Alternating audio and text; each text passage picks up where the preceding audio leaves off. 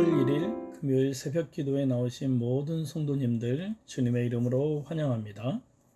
오늘 저희들이 함께 볼 말씀은 신명기서 12장 1절에서 7절 말씀입니다. 제가 봉독합니다. 내 조상의 하나님 여호와께서 내게 주셔서 차지하게 하신 땅에서 너희가 평생에 지켜 행할 규례와 법도는 이러하니라. 너희가 쫓아낼 민족들이 그들의 신들을 섬기는 곳은 높은 산이든지 작은 산이든지 푸른 나무 아래든지를 막론하고 그 모든 곳을 너희가 마땅히 파멸하며 그 제단을 헐며 주상을 깨뜨리며 아세라상을 불사르고 또 그 조각한 신상들을 찢어 그 이름을 그곳에서 멸하라. 너희의 하나님 여호와께서는 너희가 그처럼 행하지 말고 오직 너희의 하나님 여호와께서 자기의 이름을 두시려고 너희 모든 지파 중에서 택하신 곳인 그 계실 곳으로 찾아 나아가서 너희의 번제와 너희의 제물과 너희의 11조와 너희 손의 거제와 너희의 소원제와 낙헌 예물과 너희 소와 양의 처음 난 것들을 너희는 그리로 가져다가 드리고 거기 곧 너희의 하나님 여호와 앞에서 먹고 너희 하나님 여호와께서 너희의 손으로 수고한 일에 복 주심으로 말미암아 너희와 너희 가족이 즐거워할지니라. 아멘. 함께 주신 말씀을 생각하며 우리 묵상하며 주님 앞에 나가기를 원합니다. 다 같이 묵상합니다.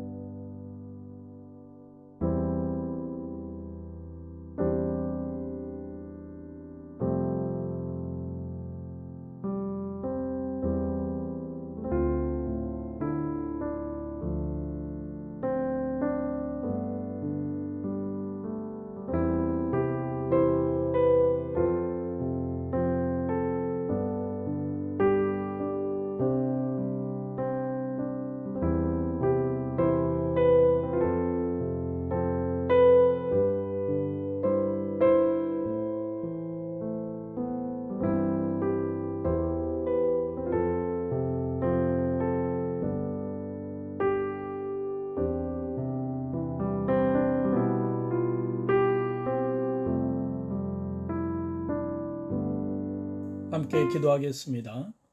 사랑과 은혜가 충만하신 하나님 아버지 감사합니다.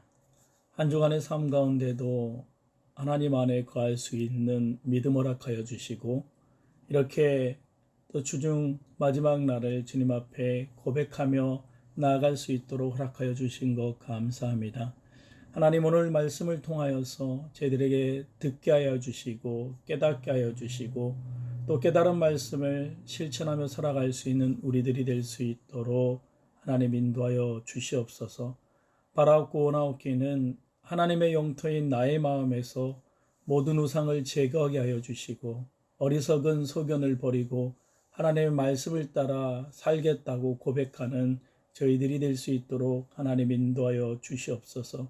우리의 생각을 내려놓고 더 깊은 곳까지 주님 앞에 묵상하며 나갈 수 있는 오늘 한 날 또 이 하루가 될 수 있도록 하나님 인도하여 주실 걸 소원하며 감사드리며 예수님 이름으로 기도드리옵나이다. 아멘. 독립된 모든 국가는 주권을 가지고 있습니다. 국가의 주권이 미치는 범위를 영토, 또 공해, 또 영해라 말하라 합니다. 우리가 살아가는 이 나라도 독립국가이기 때문에 주권, 즉 법이 발효되는 범위는 영토와 영해와 영공입니다. 그 안에서는 우리가 살고 있는 이 미국의 헌법에 따라 모든 사람이 자유롭게 살 수 있고 그렇게 살아가야 되는 겁니다.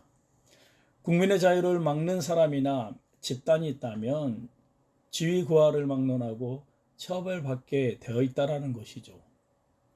하나님의 나라의 주권은 하나님의 말씀입니다. 하나님의 말씀인 주권이 발효되는 곳은 어느 한 나라가 아니라 우리가 살아가는 이 세상 전부다라는 것이죠. 이 땅이 하나님의 통치의 영역이고 이 영역을 지배하는 것은 하나님의 주권인 말씀이고 이 땅을 살아가고 있는 하나님의 백성들은 말씀을 따라서 살아가야 행복할 수 있다라는 것이죠. 그 옛날 하나님께서는 이스라엘 백성들과 그 땅을 샘플로 삼으셨습니다. 모든 땅이 하나님의 영토이고 영역이지만 이 가나안 땅을 샘플로 택하셨다라는 것이죠. 그 땅에 들어가면 하나님의 주권과 법이 미치는 곳이니 반드시 하나님의 의도대로 하나님의 법을 따라 살았으면 좋겠다라고 하는 것이죠.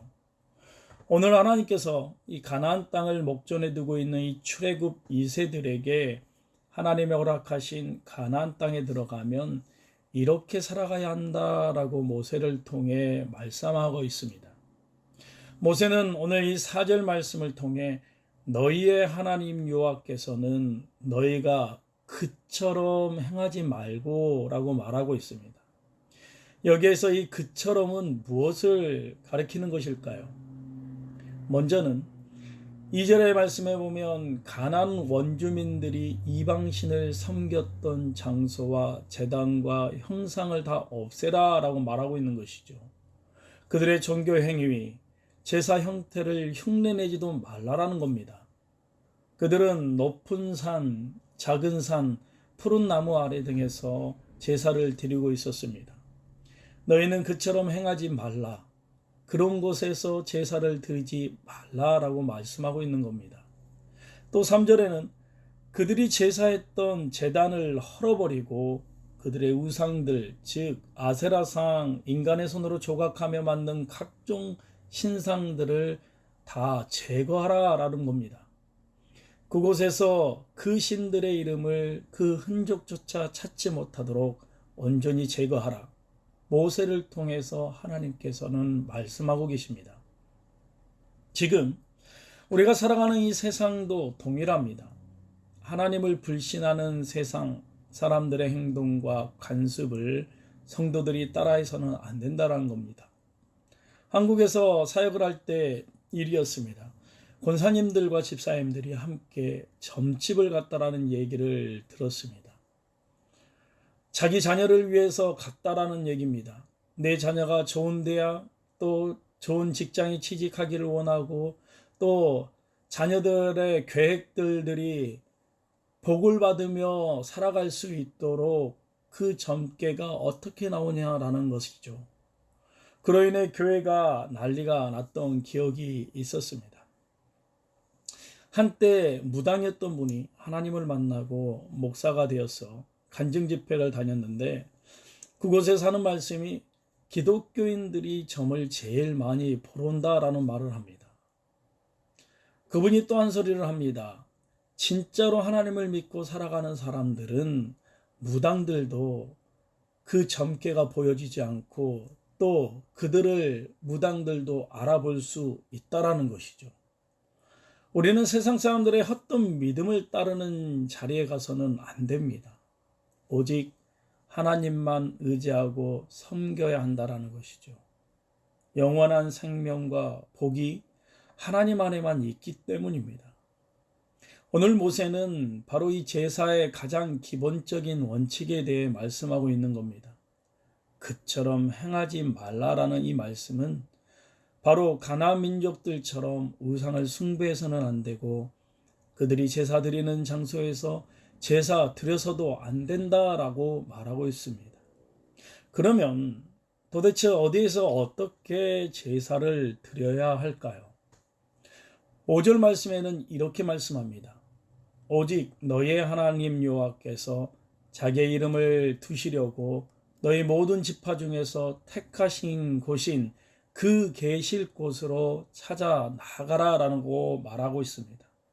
모세는 이스라엘 백성에게 하나님이 거하시며 택하신 하나의 장소로만 나아가 예배하라라고 명합니다.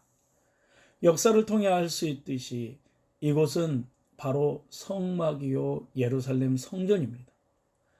이방 신들은 여러 곳에 있지만 이스라엘 백성들이 하나님께 예배해야 할 곳은 오직 하나님의 성막 혹은 성전이라는 단 하나의 장소였습니다.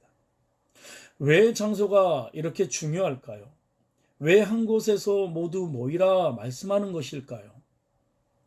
가나안 민족들처럼 자기들 원하는 곳 아무 데서나 제사를 드리기 시작하면 시간이 지날수록 점점 자기 원하는 대로 편의대로 제사 형식들의 변화가 생기기 시작할 것이고, 그러면 하나님이 원하지 않는 우상들이 자연스럽게 들어오게 될 것이기 때문입니다. 사람들은 이런 질문을 많이 합니다. 왜 우리는 하나님이 정하신 곳에서만 예배드려야 합니까? 왜 주일에 꼭 교회에 나와서 예배를 드려야 합니까? 라는 질문입니다. 우리의 신앙의 기본이 여기 있기 때문입니다. 이곳에 와야 하나님의 말씀에 꼴을 온전히 먹을 수 있고 하나님께 온전히 경배할 수 있습니다. 또한 이곳에서 주님을 만날 수 있기 때문입니다. 성경을 보십시오. 결국 그 우려하는 현실이 되고 말았습니다.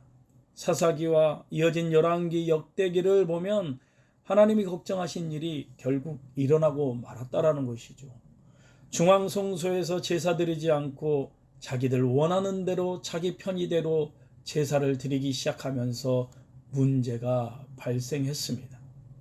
자기 소견에 옳은 대로 행하는데 자기 원하는 대로 제사를 드리고 있었던 것이죠.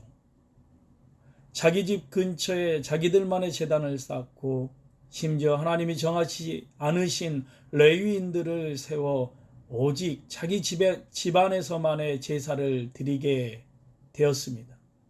그리고 그곳에서 여호와 하나님이 아니라 다른 우상들을 섬기고 가나안 민족들의 온갖 주술행위들과 점치는 일들이 일어나 죽은 조상들을 불러오기도 하는 헛되고 가증한 일들을 서슴없이 범하고 맙니다. 하나님은 이런 것들을 아셨습니다. 하나님은 그것이 싫었던 겁니다. 우리도 마찬가지입니다. 코로나 사태로 인해 어느 순간 우리가 지금 드리고 있는 이 온라인 예배가 익숙해져 버려서는 안 된다라는 것이죠. 어떤 이들은 바쁜 시대에 살아가는데 장소가 뭐가 그렇게 중요하느냐, 집에서 다른 곳에서나 또 예배 드릴 수 있는 거 아닌가라고 얘기를 할 수 있습니다. 네, 그럴 수도 있을 겁니다. 하지만 어느 순간 우리가 익숙해지고 습관이 생겨버리면 처음에 드렸던 우리의 예배의 감격이 사라지고 집중하지 않고 예배를 등하시하는 일들이 생길 수밖에 없다라는 것이죠. 이스라엘 백성들을 보십시오. 그들은 다른 곳에서 제사 드리기 시작하면서부터 하나님이 아닌 다른 것을 섬기게 되었습니다. 이스라엘 백성들, 그동안 광야 생활을 하면서 하나님을 섬겨왔었습니다. 그들은 광야를 방랑하면서 다른 민족들과 접촉할 일이 없었습니다. 그런데 가나안 땅에 들어가면 그동안 접하지 않았던 민족들, 그들의 문화를 보게 될 것이었습니다. 우리도 사실 이런 이방 문화 속에 살아가고 있습니다. 태어날 때부터 세상이라는 환경 속에 살아갑니다. 우리도 어쩌면 가나안 땅으로 들어가는 출애굽 2세대와 마찬가지일 겁니다. 세상의 가치와 문화들을 나도 모르게 배우고 또 그렇게 생각하도록 교육을 받습니다. 어느 순간 세상의 교육이 성경 위에 있게 되어버렸습니다. 하나님만 믿고 살아가는 게 아니라 세상의 방법, 세상의 원리들을 갖고 우리는 살아가고 있습니다. 그러나 우리는 하나님의 방법대로 몸부림치며 살아가야 하는 성경이 보여주는 하나님의 다스림의 원리를 따라 살아가는 하나님의 자녀들이라는 것이죠. 하지만 그렇지 못한 세상 속에 살고 있기 때문에 우리도 미처 깨닫지도 못한 채로 악한 세계관을 가지고 살아가면서 세상은 변해가는데 교회가 변하지 않는다며 자신은 정의 편에 선 사람처럼 행동을 하고 살아가는 게 우리들의 모습이다라는 거죠. 그래서 성경은 끊임없이 우리에게 말씀합니다. 그처럼 행하지 말라 말합니다. 썩어 멸망받을 이 세상의 원리가 아니라 하나님의 가치로 살아가라 끊임없이 우리에게 말씀합니다. 그처럼 행하지 말라라는 이 말씀처럼 오늘도 하나님의 법을 사모하며 그 말씀을 끊임없이 묵상하고 어떻게 행하는 것이 하나님을 기쁘시게 하는 일인가 늘 고민하며 살아가는, 그래서 하나님을 기쁘게 하는 우리들이 되길 주님의 이름으로 소원합니다. 우리 이 시간 다 같이 함께 기도하길 원합니다. 하나님을 믿는다라는 것은 하나님을 삶의 중심에 넣는다는 것입니다. 전에 우리는 하나님 밖에서 살면서 자아에 이끌려 자신을 섬기며 살았습니다. 그러나 하나님의 백성은 더 이상 자기를 우상으로 섬기는 자기 중심적인 삶이 아니라 하나님을 높이고 기뻐하는 예배의 삶을 살아야 합니다. 하나님은 거룩한 백성의 신분에 합당한 삶을 살고자 애쓰는 우리에게 더 풍성하고 넉넉한 은혜를 부어주실 것입니다. 그러한 삶을 살겠다고 오늘 주신 말씀을 생각하며 함께 고백하며 나가길 원합니다. 다 같이 기도하겠습니다.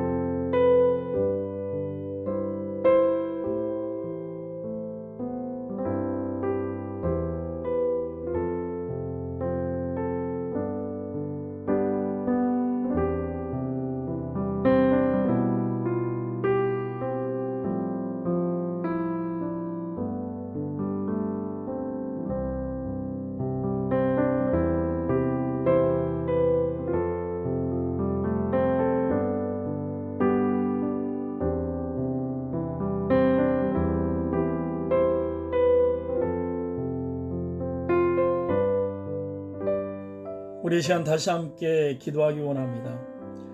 구약의 제사의 제물들은 하나님께 바치기로 정해진 것 외에는 제사장이나 백성이 함께 먹었습니다. 이 명령에 숨겨진 약속은 우리가 하나님께 드리는 한 하나님은 우리에게 드릴 것을 주신다라는 약속입니다. 드릴 것을 주시는 하나님께 구하십시오. 베풀 것을 주시는 하나님께 기도하십시오. 우리가 하나님께 순종하고 하나님을 예배하면 하나님은 우리에게 드릴 것을 주신다고 하셨습니다. 상황이 가장 힘들 때일수록 드릴 수 있는 우리들의 믿음이 있도록 이 시간 함께 주님 앞에 고백하며 나가기를 원합니다. 다 같이 기도하겠습니다.